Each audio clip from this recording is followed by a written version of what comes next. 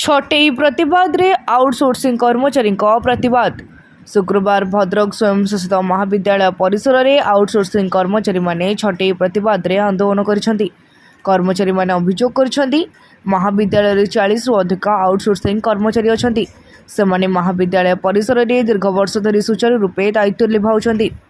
आउरी अभियोग होउछि उच्च शिक्षा विभाग पक्षर एक चिठी होइतिला जेउथिरे नूतन आउटसोर्सिंग कर्मचारी न रखिबाकू कुहाଯାଇଥିଲା।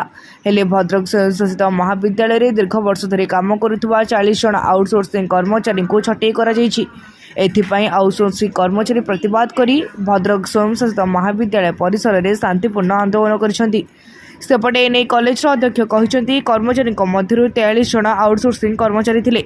अनेक समस्या होउछि किंतु उच्च शिक्षा विभाग चिठी अनुसार पदक्षेप निया जायछि।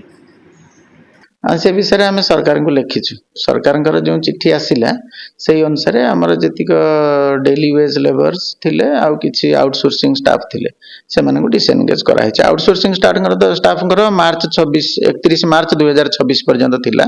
एक्सटेंशन पय आगु चिठी जाइथिला किंतु किछि आसी नथिला तो सरकार देले जे काहा को रखिबे नाही। सो एमानकर काहारी एक्सटेंशन हेई नाही। जो माने डेली वेज रे रहउथिले सरकार तांको डिसएंगेज करिया पय बा एंगेजमेंट आ न दबा पय लिखिचंदी।